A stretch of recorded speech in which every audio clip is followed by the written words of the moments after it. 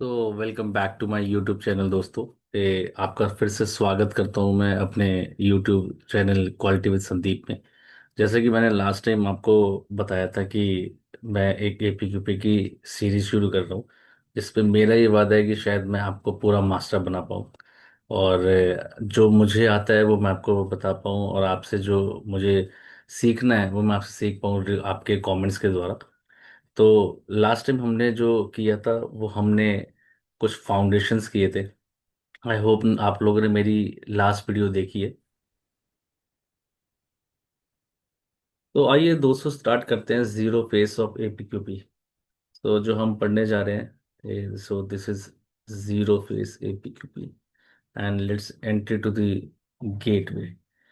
तो एपीक्यूपी का actual journey start होने से पहले एक silent but most critical phase होता है, ये जीरो फेस।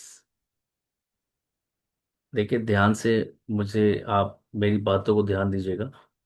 मैंने फिर से मैं आपको बताता हूँ कि एपीक्यूपी का जो एक्चुअल जर्नी है उसके स्टार्ट होने से पहले एक जो साइलेंट फेज है that is called zero phase, क्योंकि हर किसी को इस फेज के बारे में ज्यादा नहीं पता।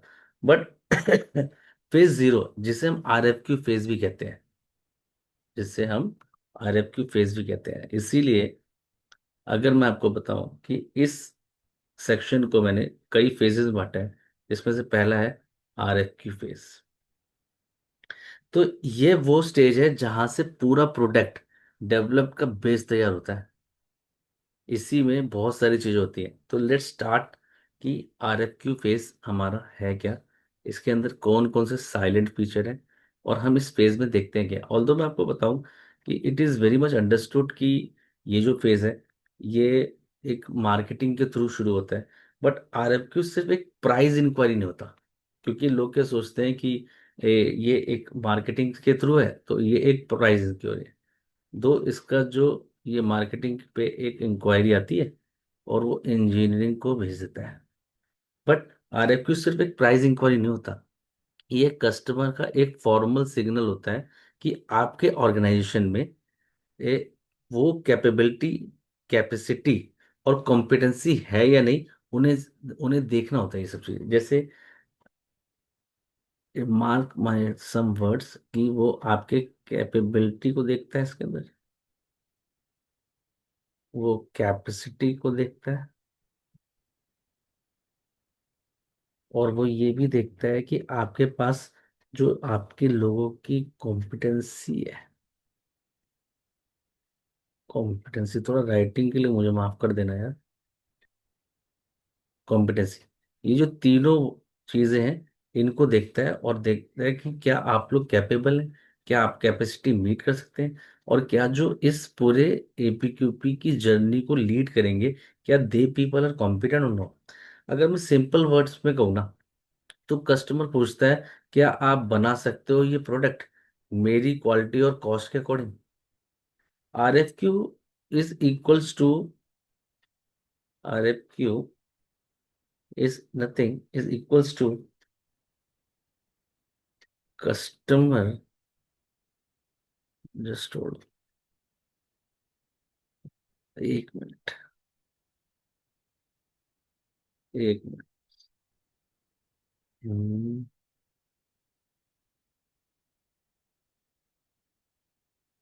थोड़ा सा मैं इसमें आपको बता दूं कि राइट, तो RFQ is nothing, it is customer, customer intent, intent to explore,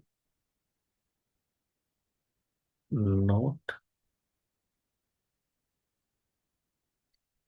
not confirm. RFQ is nothing, it is customer intent to explore. Customer का जो इंटेंट है ना वो एक्सप्लोर करने का है, कंफर्म नहीं है। आरएफक्यू का ऐसा मतलब नहीं कि आरएफक्यू आ गया तो आप इसको कंफर्म समझ लेंगे, यानी कि आरएफक्यू आने का मतलब है अपॉर्चुनिटी आई है, कोई कंफर्मेशन नहीं आया। इंटेंट अपॉर्चुनिटी आई है, अपॉर्चुनिटी कम्स, कंफर्मेशन नहीं है ये। लोगों को लगता है कि अगर जस्ट फॉर दोज पीपल, ये आरएफक्यू का मतलब क्या है कि प्रोजेक्ट आ ही गया, तो ये it is not confirmation. Confirmation नहीं है, नहीं है। अगर मैं आपको बताऊं कि आरएफक्यू के कुछ ऑब्जेक्टिव्स होते हैं, जैसे कि मैं आपको जो ऑब्जेक्टिव से पहले थोड़ा सा ये से बता दूं कि देखिए जो मैंने मेंशन किया था, ये वो आरएफक्यू है। Okay, so somehow the RFQ process and its working principle are key qualification. Just hold on. Qualification of RFQ and kickoff, product specification, customer requirement analysis, conception, drafted time plan, final time plan, quality gate, and final quotation. But what we people are interested, कि इसीलिए मैंने यहाँ पे एक slide रखी है कि let's have some discussion on the objective RFP base. क्योंकि बहुत सारे लोग जो इंजीनियरिंग में हैं, जो क्वालिटी में, वो थोड़ा मार्केटिंग के टर्मिनोलॉजी को और मार्केटिंग की रिक्वायरमेंट्स को नहीं समझते कि एक्चुअली मार्केटिंग में आने के बाद लोग जब इंजीनियरिंग में भेजते हैं तो उसके पीछे का इंटेंट क्या है, उसके पीछे का ऑब्जेक्टिव क्या है। क्योंकि ये जो ऑब्जेक्टिव है ऑफ आरएफक्यू फेस, ये समझना बहुत इंपॉर्टेंट है। तो a very first objective, it it is nothing, just hold on, oh sorry, it is nothing, it is first objective is customer need. Customer need को समझना, कस्टमर नीड को समझना। क्या मतलब है कस्टमर नीड को समझने का? मतलब कि आप जो है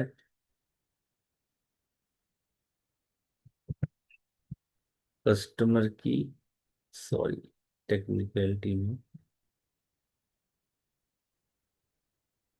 ये क्या हो रहा है भाई, सॉरी दोस्तों।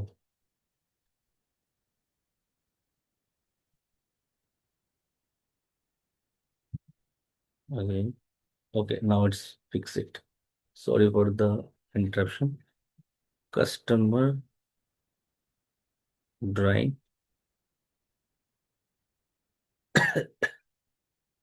और स्पेक्स को समझना, इम्पोर्टेंट इज एक्सपेक्टेड वॉल्यूम को समझना, एक्सपेक्टेड वॉल्यूम को समझना, और very important is target cost को समझना। जब ये सब चीजें, customer drawing, specs, expected volume and target cost, ये चीजें बताती हैं कि कस्टमर की नीड क्या है। देन अगर मैं बोलूं कि इसका जो सेकंड इंपॉर्टेंट ऑब्जेक्टिव है, वो है फिजिबिलिटी चेक करना। फिजिबिलिटी चेक करना, ओके। फिजिबिलिटी में क्या है? देखो, फिजिबिलिटी में सप्लायर अपनी मैन्युफैक्चरिंग और डिजाइन कैपेबिलिटी एवेल्यूट कर सकता है।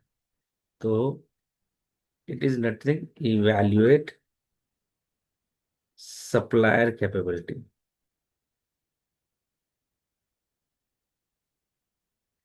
Supplier capability. अगर मैं बात करूं कि थर्ड क्या हो सकता है, तो देखो, थर्ड हो सकता है बहुत इंपॉर्टेंट, कि कॉस्ट, और यू कैन से कि टाइमलाइन, ये भी बहुत इंपॉर्टेंट है।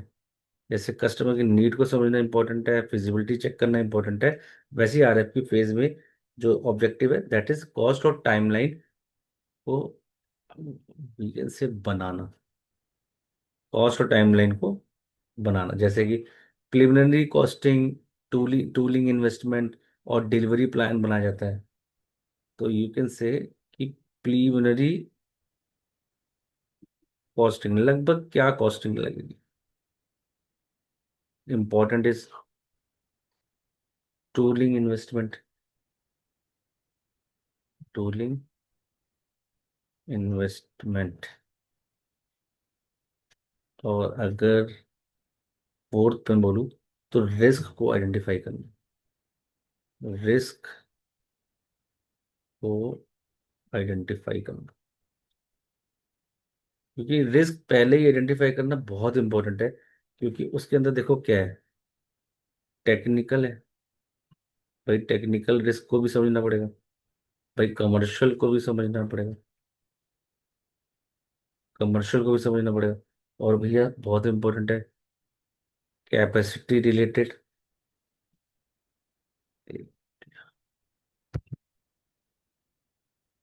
कैपेसिटी रिलेटेड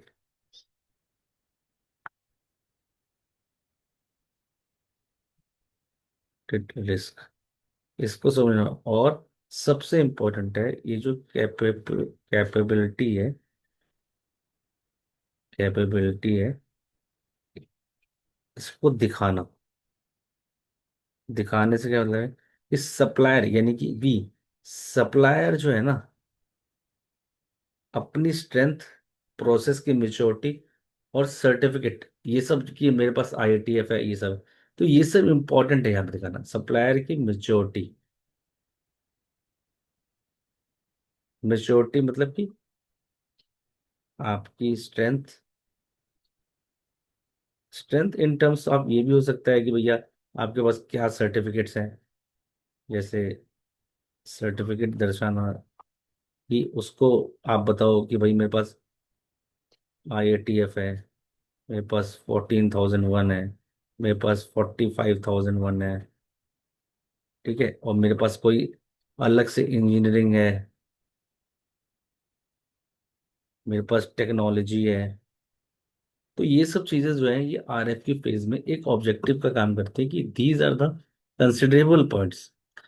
कुछ क्वेश्चंस के साथ मैंने यहाँ पे कुछ तैयार किया है कि जो कुछ लास्ट सेशंस में इम्पोर्टेंट था कि क्या आपको इन क्वेश्चन मतलब ये जो कुछ क्वेश्चंस है इनसे ना कुछ डाउट्स निकल के आ सकते हैं।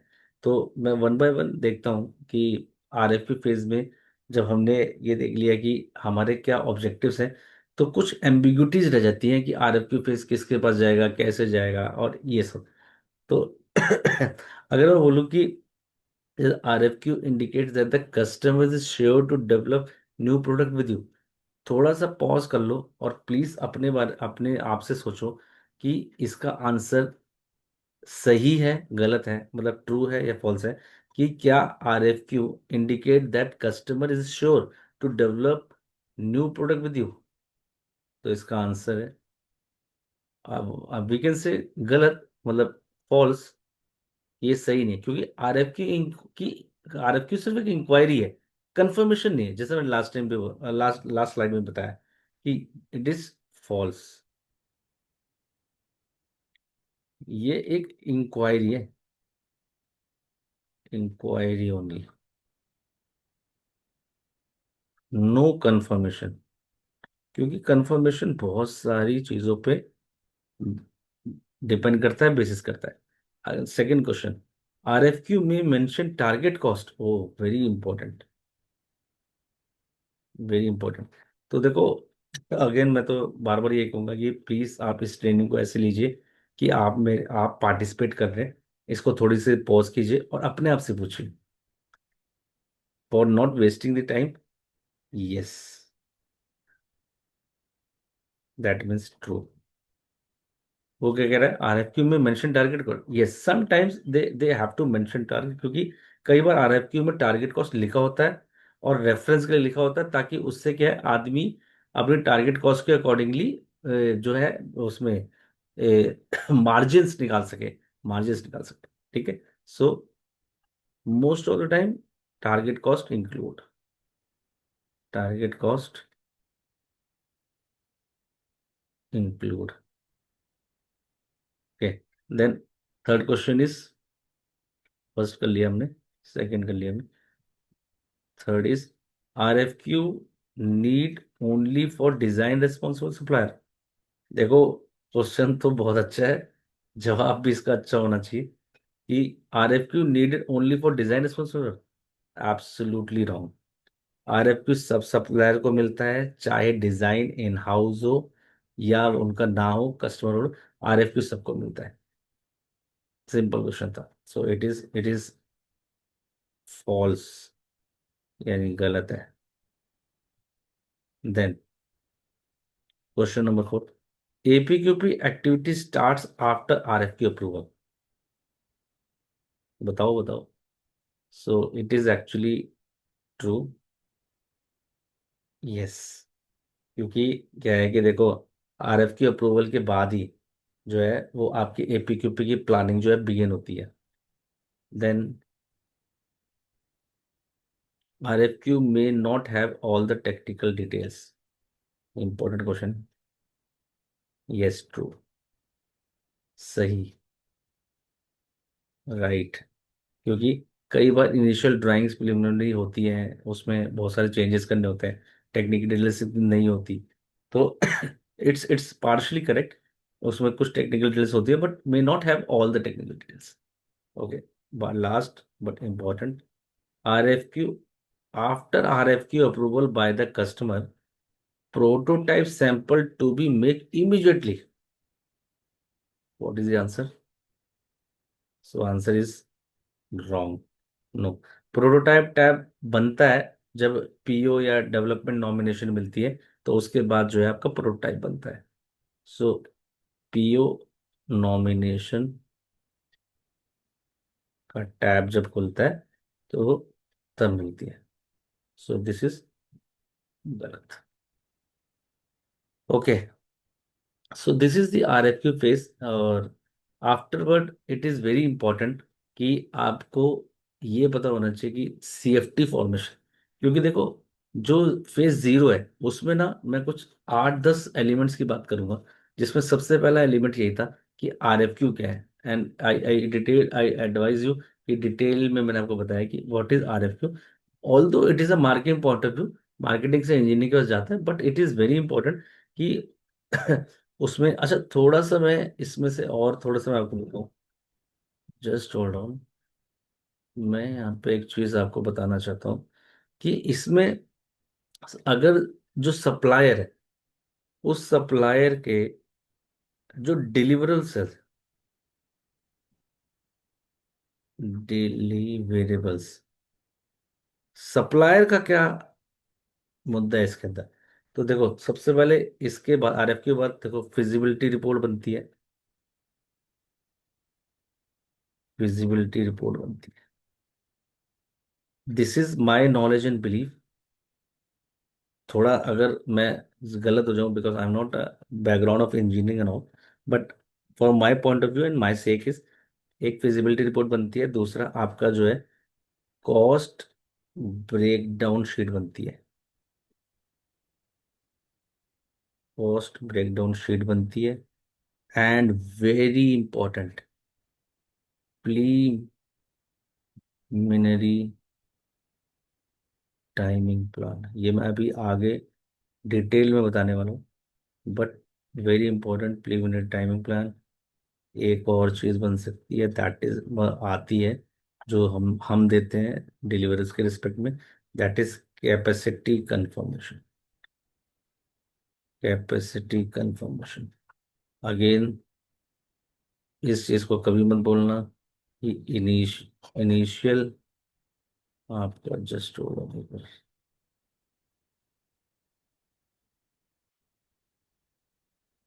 इनिशियल,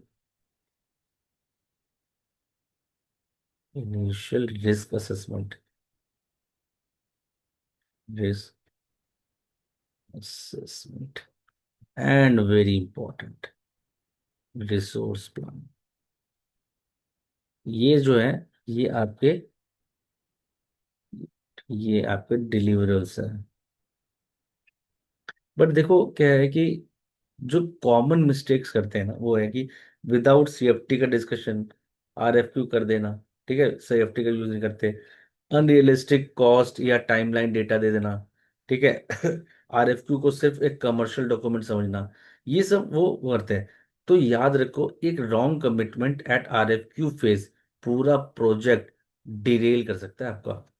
तो अगर मैं आपको बोलूं कि देखो दोस्तों, RFQ फेज ही APQP का फाउंडेशन है। This is nothing. This is, एक मिनट भैया, देखो क्या है, RFQ फेज जो है ना, यही फाउंडेशन है। यही फाउंडेशन है। अगर अगर यहाँ clarity, feasibility, risk assessment strong है ना, तो आगे आपके एपीक्यूपी की पूरी जो जर्नी है वो स्मूथ हो जाएगी। एपीक्यूपी फेज को लाइटली मत लो, यही डिसाइड करता है कि प्रोजेक्ट विन होगा या लॉस होगा। यकीन मानो, अगर ये वाली एक्टिविटी आपकी बढ़िया होगी ना, तो वेदर यू विन और loss, so it is up to you कि आपको जीतना है या हारना है। चलो, आई बिलीव आरएफक्यू पे, व्हाट व्हाट माई बिलीव मैंने आपको बहुत सारा बता दिया। Then it is very important, CFT पे मैं आपको पहले ही बता चुका हूँ, बट मैं आपको ये बताना चाहता हूँ कि this CFT is very important. Last time मैंने आपको बताया था कि there must be a empathy approach, empathy approach not sympathy approach. I hope आप लोगों ने मेरी फर्स्ट वीडियो देखी है, अगर नहीं देखी तो प्लीज़ जाके देखिए। ओके, सो सीएफटी फॉर्मेशन का मतलब है क्या?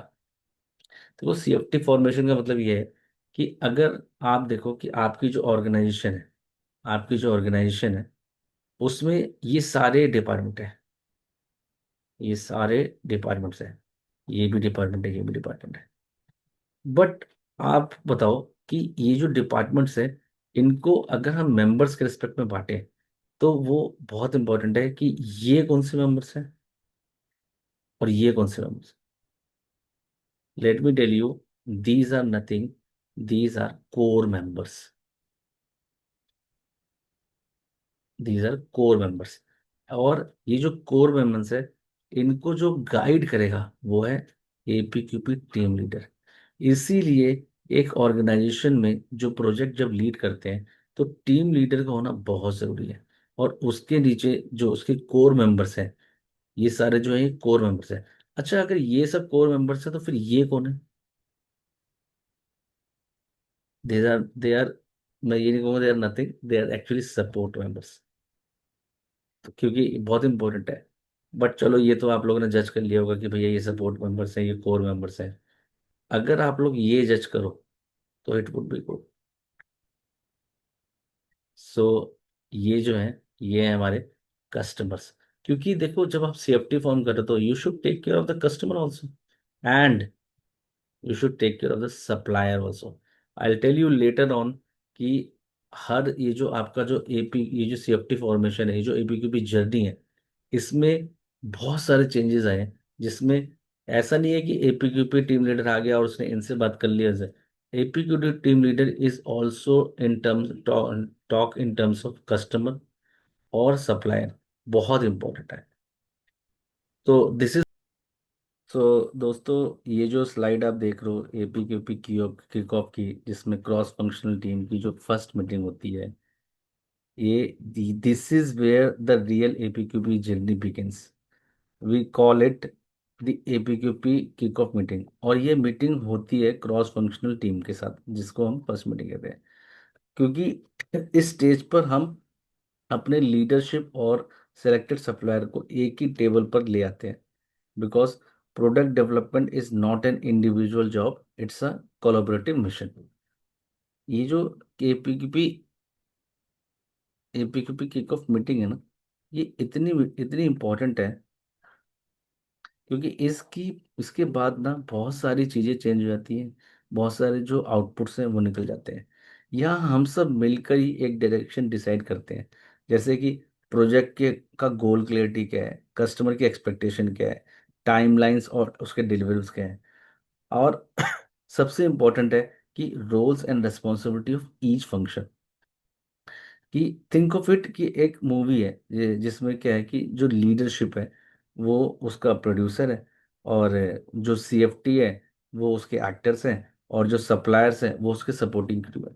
तो आई आई वुड से कि हमको इन चीज़ों से रिलेट ये पता चलना चाहिए कि हम जब छोटी से छोटी प्लानिंग भी करें ना, तो जब एपीक्यूपी किक ऑफ मीटिंग करें, तो वी शुड नो दैट हमारे की गोल की क्लैरिटी क्या आ रही है, हमारे के कस्टमर की एक्सपेक्टेशन है क्या, और टाइमलाइंस है क्या। तो इन सबको नज़र में रखते हुए हम इस किक ऑफ मीटिंग का फाउंडेशन करते हैं। इसके किक ऑफ मीटिंग के जो तुरंत बाद हमको जो निकल कर आता है, इसके एक मिनट, जस्ट मैं इसको थोड़ा साइड कर लूँ। किक ऑफ मीटिंग के बाद जो हमारा निकल कर आता है वो बहुत इंपॉर्टेंट है डिलीवर की। What is my role, what is my role, and by when do I deliver, by when, and what customer value I am adding, मैं क्या दे रहा हूँ, what customer value am I adding, मैं क्या add कर रहा हूँ। इन टर्म्स ऑफ सीएफटी के बारे में बात कर रहा हूँ, क्योंकि हर एक क्रॉस फंक्शनल टीम के इंडिविजुअल का अपना अपना रोल रहता है। और इसीलिए मैंने आपको लास्ट टाइम बताया था कि जब आप सीएफटी की बात करेंगे तो उसमें आप एम्पथी की बात करेंगे, ना कि सिंपथी की। एम्पथी इज नथिंग, जब आप लोग को ये लगे कि आप सारे एक सेम पेज पे खड़ो, और जब ये क्लैरिटी मिल जाती है, तभी हम कॉन्फिडेंटली कह सकते हैं कि एपीक्यूपी ऑफिशियली बिगिन हो गया। देखो, इस एपीक्यूपी जो है, इस ओपीक्यूपी की किक ऑफ मीटिंग के बाद दो चीज तो वेरी मच क्लियर है। क्या? कि एक तो जो आपके लीडरशिप का जो इन्वॉल्वमेंट है, जो आपकी लीडरशिप का इन्वॉल्वमेंट, ताकि उससे जो है डायरेक्शन क्लियर रहे। जो आपका जो लीडरशिप है, इसके इन्वॉल्वमेंट से आपकी डायरेक्शन क्लियर है। और जो सेलेक्टेड सप्लायर का पार्टिसिपेशन है, जो आपके जो सेलेक्टेड सप्लायर्स हैं उनका जो पार्टिसिपेशन है, उसका जो पार्टिसिपेशन है, उससे जो वैल्यू चेन है वो आपकी स्ट्रांग होती है। तो यह मीटिंग एक अलाइनमेंट प्लेटफॉर्म है, जहां सब लोग एक ही गोल के लिए सिंक्रोनाइज होते हैं। इस मीटिंग के में जो मेन ऑब्जेक्टिव होते हैं वो है प्रोजेक्ट का ओवरऑल स्कोप और टारगेट होता है, और कस्टमर के एक्सपेक्टेशन को समझना होता है, और सबसे ज़रूरी है कि उसका रोल्स एंड रिस्पॉन्सिबिलिटी क्या है, जैसे कि मैं आपको लास्ट टाइम बताया। तो आइए समझते हैं कि इसका स्कोप का डेफिनेशन क्या है।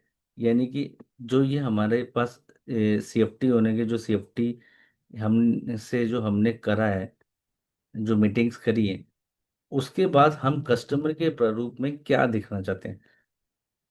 देखो, कस्टमर की ना कस्टमर की कुछ नीड्स हैं, कुछ एक्सपेक्टेशन और कुछ रिक्वायरमेंट्स हैं। इनको सबको फुलफिल करने के लिए हमको एक प्रोडक्ट क्वालिटी प्लानिंग बनानी पड़ेगी, प्रोडक्ट क्वालिटी प्लानिंग बनानी पड़ेगी। बट इस प्रोडक्ट क्वालिटी प्लानिंग को बनाने के लिए आपकी लीडरशिप को किसी को तो अपॉइंट करना पड़ेगा। किसी को अपॉइंट करने का मतलब एक लीडर को, जिसको आप एपीक्यूपी लीडर करोगे। और आपकी लीडरशिप को ना किसी को अप्रूव करना पड़ेगा। क्या अप्रूव करने का और किसको अप्रूव करना पड़ेगा? सीएफटी को और उनकी रोल एंड रिस्पॉन्सिबिलिटी को। क्योंकि जैसे मैंने बताया कि आपकी इन कस्टमर की needs and expectation and requirements को फुलफिल करने के लिए बहुत इंपॉर्टेंट है कि हर कोई अपना रोल समझे, अपनी रिस्पॉन्सिबिलिटी समझे, अपनी अकाउंटेबिलिटी समझे। तो इसीलिए इन सारी चीज़ों को समझने में एक एक कस्टमर का जो वर्जन है, उसमें दो टर्म बहुत इंपॉर्टेंट है। One is CSR, another one is CR।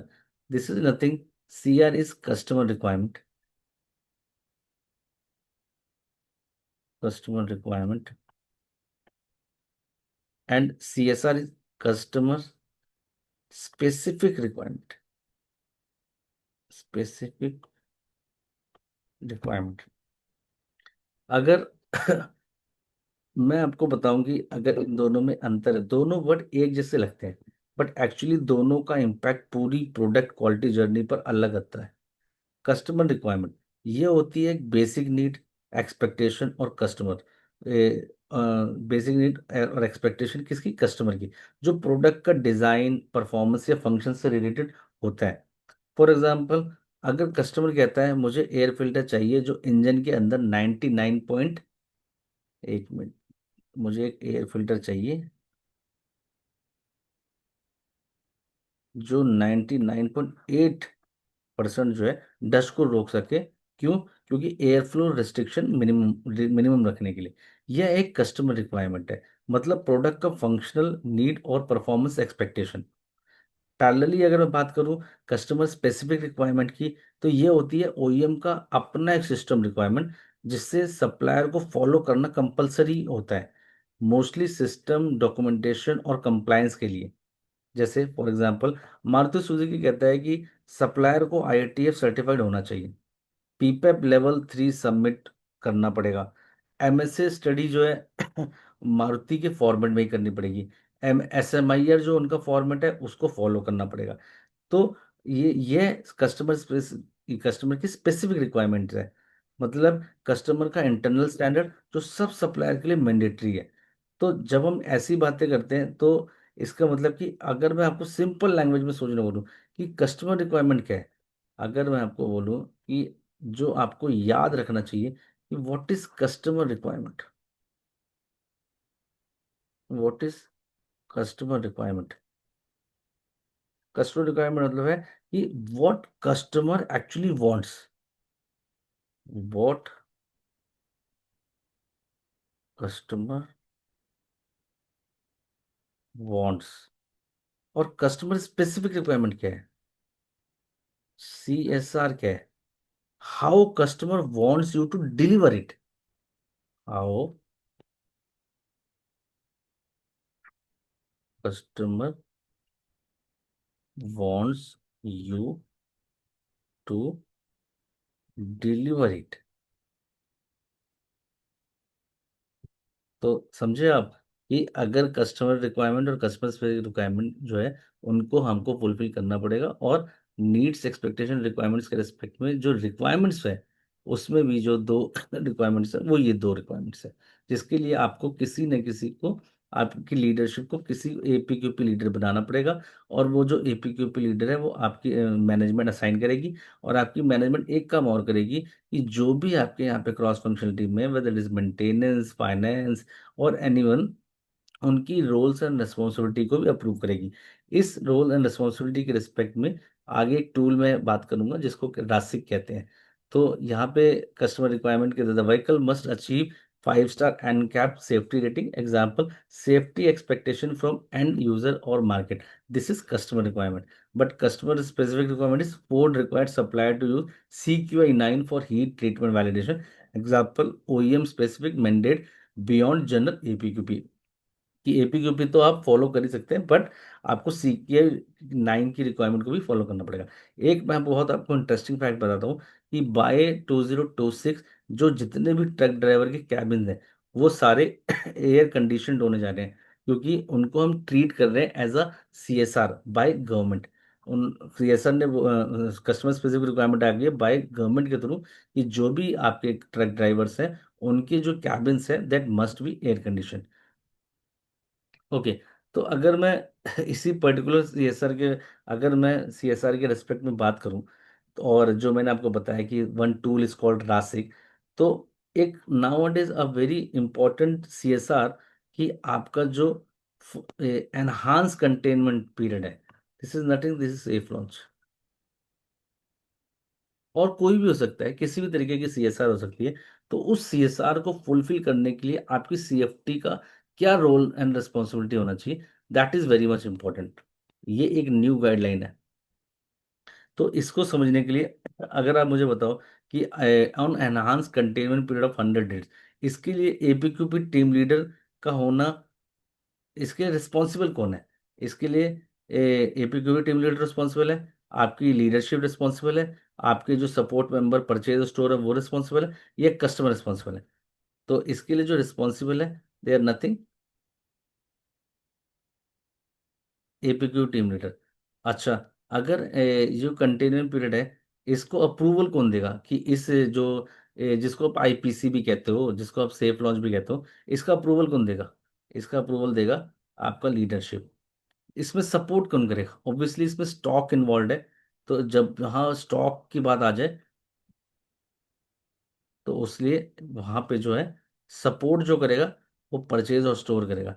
But इस इन सब चीजों को करने के लिए आपको इन्फॉर्म किसको करना है, आपको इन्फॉर्म करना है कस्टमर को।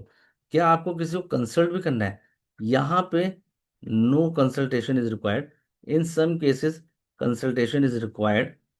जहाँ पे कोई न्यू टेक्नोलॉजी होती है तो वहां पे आपकी CFT में अगर कोई कंसल्टेंट हायर कर सकते हैं तो वहां के लिए इस कंसल्टेंट का भी होता है। अगर आप इसको सबको ध्यान से देखें तो it is nothing, it is रासिक।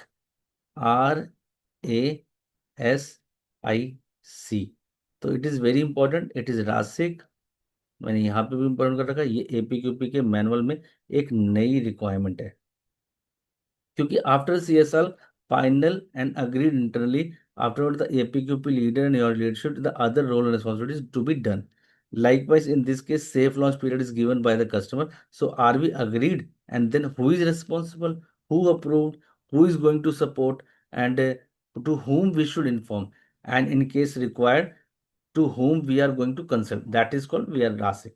तो देखो ये टूल इतना इंपॉर्टेंट है कि it is not only for this CSR, it is for, I would say कि आप इसको टाइमिंग प्लान में भी अगर अमेंड कर लें कि भैया इन एक्टिविटीज के रिस्पेक्ट में who is the responsible person, किससे अप्रूवल लेना है, कौन इसमें सपोर्टिव फंक्शन रहेगा, किसको एटलीस्ट इन्फॉर्म कर रहा है, और क्या किसी कंसल्टेशन की जरूरत है क्या।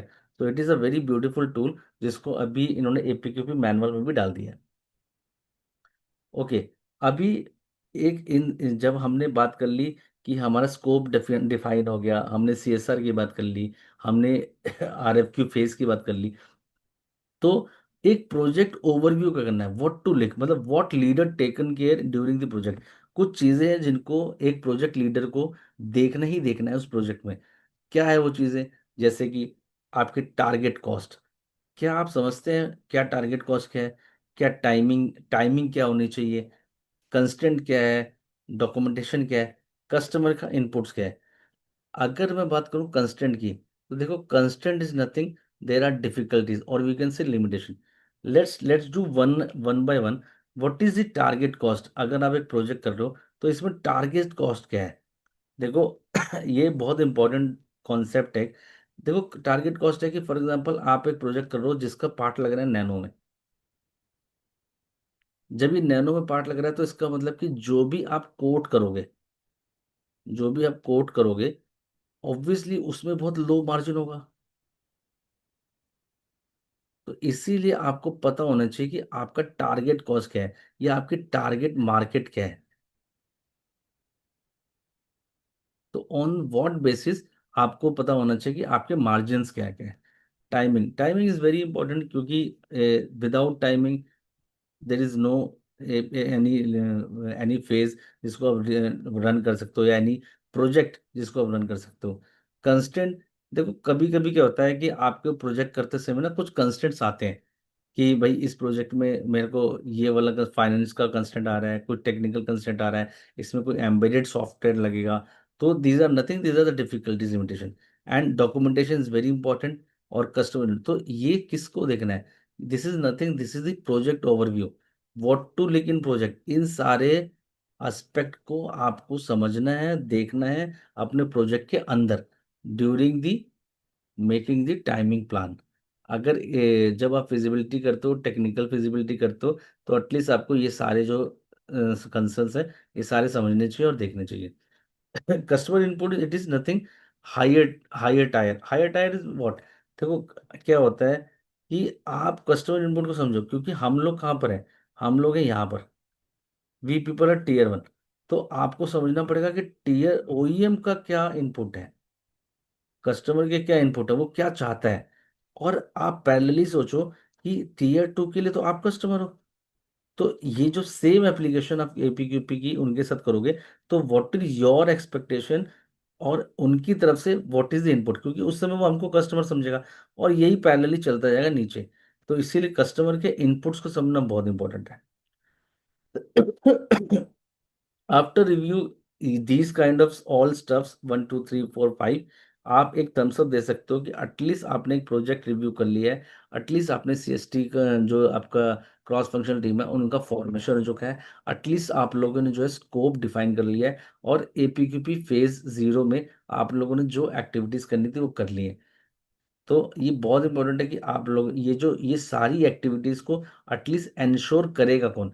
ये इंश्योर करेगा, जो मैंने पीछे स्लाइड बात करती, APQP लीडर। ये APQP लीडर का बहुत बड़ा रोल है। देखिए अब जैसे मैंने बात की थी कि क्वालिटी फंक्शन डिप्लॉयमेंट और ये पीछे जो कस्टमर रिक्वायरमेंट की बात की थी हमने, ये जो एक्सपेक्टेशन की बात की थी हमने, उसको बहुत हद तक समझने के लिए ना एक बड़ा इंपॉर्टेंट टूल है, that is called quality function deployment.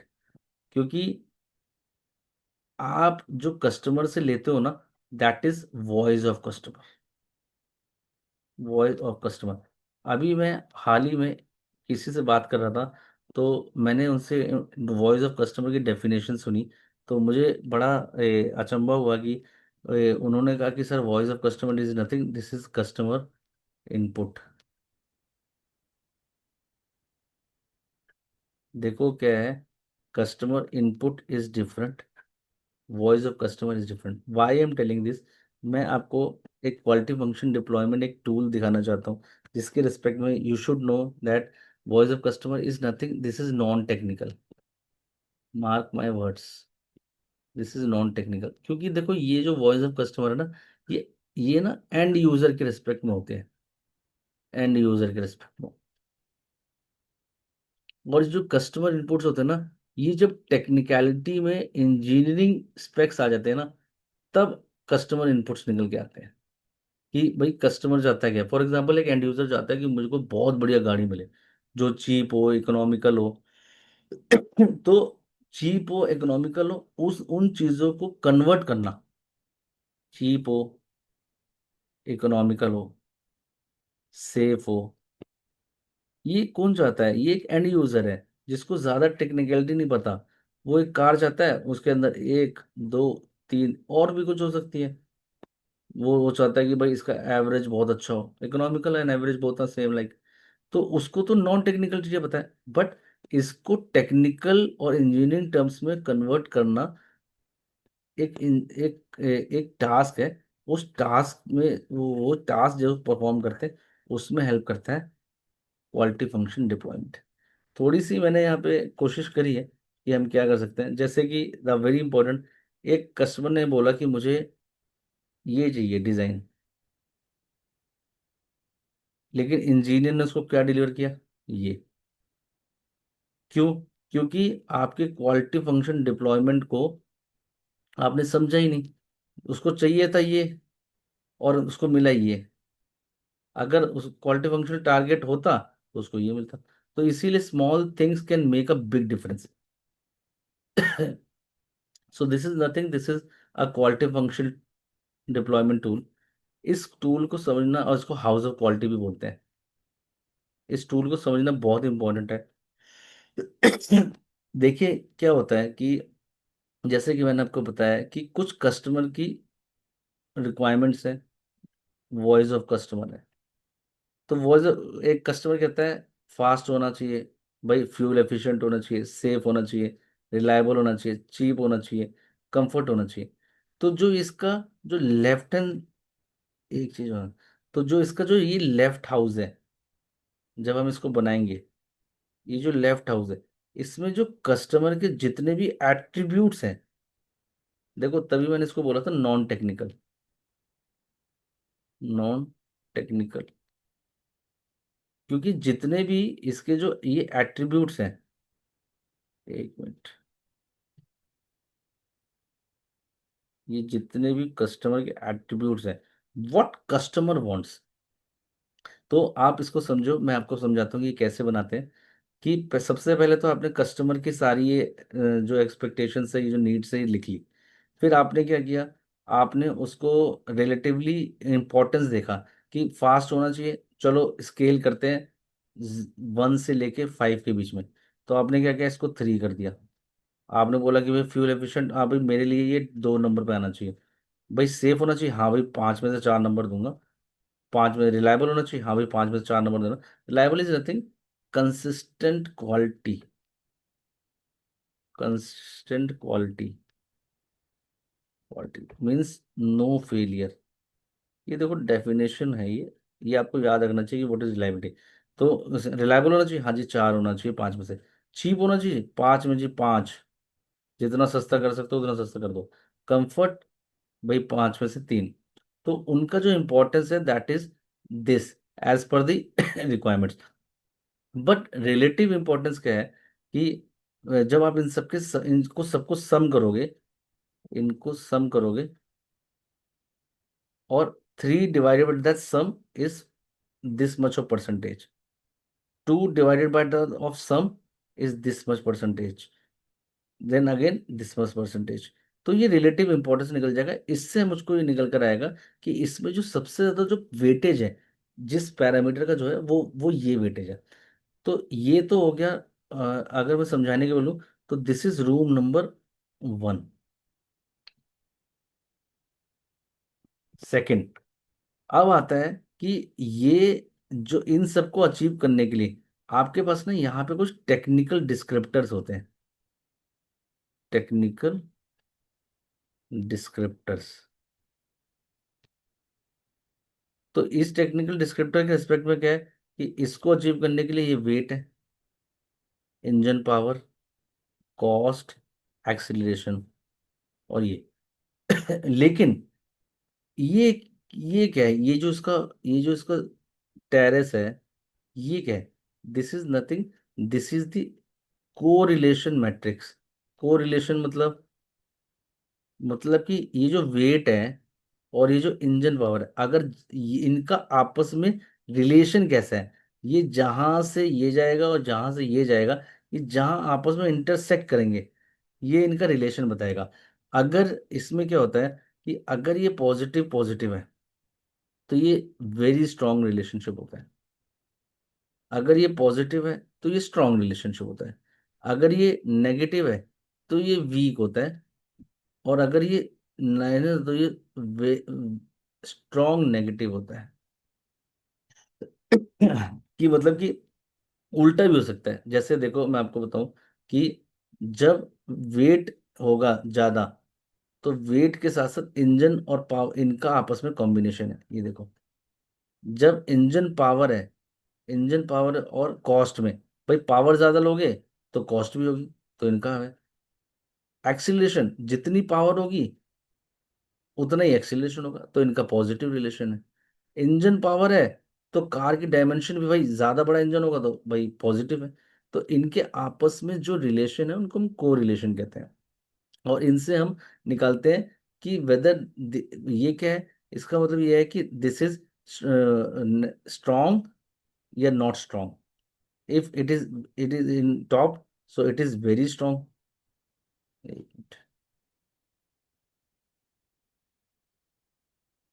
तो इट इज वेरी स्ट्रॉन्ग। अब आता है ये जो इसका हॉल है, what is the meaning of this? देखो इनका मीनिंग है कि इनको भी ना एक स्केल में बांटा गया है।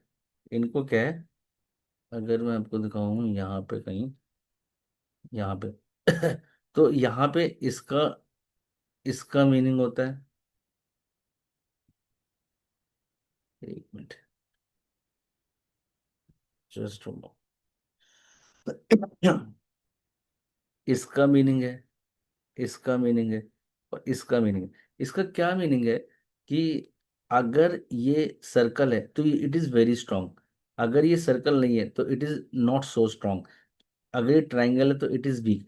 तो इन सबको ना आप लेजेंड्स दे सकते हो, बट इंपॉर्टेंट क्या है, कॉन्सेप्ट क्या है? कॉन्सेप्ट ये है कि आपको एक कस्टमर वॉइस मिलेगा, उस कस्टमर वॉइस से आपको कुछ पैरामीटर्स निकालने जो आप, जिनसे आप इनको अचीव कर सको, और इनके आपस में रिलेशन को आप निकालो ताकि कोई absurd, ऐसा कोई प्रॉब्लमेटिक ना हो जाए। अभी मैं एक चीज और बताऊंगा जो आपको थोड़ा सा शॉक करेगी, जो शायद आपको बहुत जगह किताबों में नहीं मिलेगा। और इसके बीच में इनके आपस में रिलेशंस निकालो कि ये आपस में रिलेशन क्या है इनके, whether they acceleration and fast are actually very much strong, safety and acceleration का क्या रिलेशन है, और इनको स्केलिंग करो। एक चीज और है जो उसका राइट हैंड साइड है, this is called competitor analysis. कि अस मतलब कि हम क्या कहते हैं, भाई हमारे लिए फास्ट 4 नंबर पे है, फ्यूल इकोनॉमी हमारे लिए 1 नंबर पे है और ये 4 नंबर पे है। ये जो है ये एक दूसरा कॉम्पिटिटर है, एक्स कंपनी है, ये वाई कंपनी है, ये जेड कंपनी है, ये ए बी कंपनी है। तो इन्होंने भी अपनी रेटिंग दी। तो अगर आपको मैं टेक्निकल टर्म्स में बताऊं तो this is nothing, this is also called bench marking. क्योंकि आप क्या कर रहे हो, आप बेस्ट इन बेस्ट में जो दूसरे हैं उनसे आप कंपेयर कर रहे हो। और अगर आप नीचे पैरेलली देखोगे तो ऐसे ही इनके वेटेज को, इनका इंपॉर्टेंस लेते हुए यहाँ पे टोटल किया है और टोटल में से परसेंटेज निकाल दिया है। बट इंपॉर्टेंट क्या है, ये इंपॉर्टेंट है, क्योंकि इन टेक्निकल डेटा के रिस्पेक्ट में आपको यहां से नथिंग, दिस इज सीटीक्यू निकलता है। आई नो आपको लग सकता है कि थोड़ा सा ही कॉम्प्लेक्स है, थोड़ा सा ही कॉम्प्लेक्स है क्योंकि आप लोगों ने इसकी प्रैक्टिस नहीं होगी। बट अगर आप एक डिजाइनर हैं और अगर आप एक इंजीनियरिंग डिपार्टमेंट में काम करते हैं तो you must know that what is quality function deployment. जिनको भी बिल्कुल भी आइडिया नहीं था उसके लिए मैंने यहाँ पे क्वालिटी फंक्शन का डिप्लॉयमेंट का आइडिया दे दिया है। ऑल्दो मैंने एक और एग्जाम्पल यहाँ पे लिया है, दैट इज दिस। देखो क्या है कि यहाँ पे कस्टमर की रिक्वायरमेंट है और कस्टमर कहता है कि मेरी रिक्वायरमेंट को ना आप तीन चीजों में बांटो। पहला, एक एस्थेटिक, दूसरा परफॉर्मेंस, और तीसरा cost.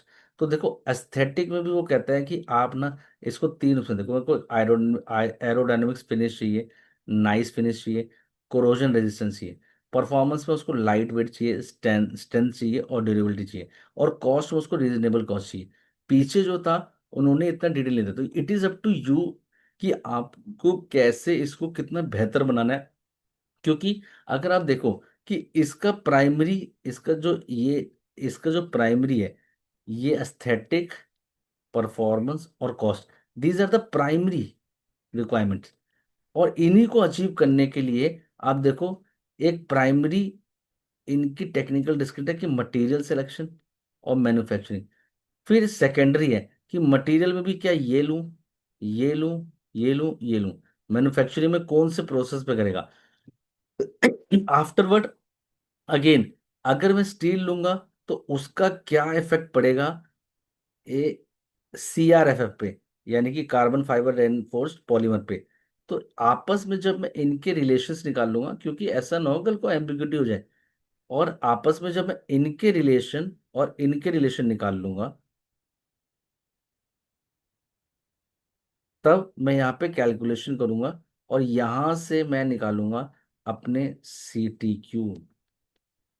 So it is also a benchmarking to in respect of process wise. तो ये भी बेंच मार्किंग है प्रोसेस वाइज। ये जो बेंच मार्किंग है, अगेन जो कस्टमर वाली जो बेंच मार्किंग है, this is nothing, this is for customer point of view benchmarking. Customer point of view से बेंच मार्किंग है ये, बेंच मार्किंग। तो हाउस ऑफ क्वालिटी और quality function deployment is very important tool. अगर आपको ये अलग से इस पे कोई वीडियो चाहिए तो प्लीज आस्क मी, तो मैं उसमें सिर्फ इसको डिटेल वे में बताऊंगा। Otherwise I already told you the concept, कि क्या कंसेप्ट है इनका, क्या ये जो इसका जो लेफ्ट कॉर्नर है ये क्या डिफाइन करता है, इसका जो टॉप कॉर्नर है वो क्या डिफाइन करता है। अच्छा, मोस्ट ऑफ द टाइम मैं आपको एक चीज बता दूं कि जो जापानीज है ना, they are only interested in this, इसमें इंटरेस्टेड है वो, they are not interested in this. But parallelly जो यूएस के लोग हैं ना, यूएस की बेल्ट को ना ये भी चाहिए कि आपस में इसका और इसका क्या रिलेशन रहेगा, इसका और इसका कोई रिलेशन है या नहीं, वो आपस में चेक करना। So it is a very good tool to know that कि आप जो फंक्शन डिप्लॉय करोगे उनकी क्या क्वालिटी है, उनके क्या इंटर रिलेशंस है, और टेक्निकल डिस्क्रिप्टर जो है वो वॉइस ऑफ कस्टमर को कैसे पकड़ते हैं। तो थैंक यू सो मच, आज तो मैं यहीं पे स्टॉप कर रहा हूँ। डेफिनेटली अभी फेज 0 खत्म नहीं हुआ है। कुछ अभी इसमें टॉपिक्स बचे हैं, जैसे कि मेरे फर्दर टॉपिक्स में I just give the clarity about the concurrent engineering, concurrent engineering और एक APQP timing plan, and very important जो मैं आपको बताना चाहता हूँ, that is a new requirement in APQP manual, that is high risk supplier. बहुत इंपॉर्टेंट रिक्वायरमेंट है। हम इसको डिटेल में पढ़ेंगे, no problem at all. I hope आपको मेरा ये फेज 0 का सेकेंड वीडियो अच्छा लगा हो। Keep in touch with me. And regular मेरी वीडियोस को देखते रहिए और नोट्स बनाते रहिए, ताकि आप जब भी कोई न्यू प्रोडक्ट डेवलप करें तो एटलीस्ट आप लोग को मेरे नोट से थोड़ी सी हेल्प मिल पाए। तो that would be great for me even, मुझे भी बहुत अच्छा लगेगा। Again, if you have any question so you can mark और post in comments. I will definitely help and happy to answer the same. So thank you so much मेरे channel पे आने के लिए, इस वीडियो को पूरा देखने के लिए। Thank you so much, have a great day, had a great evening, और अपना ख्याल रखो। Thank you so much.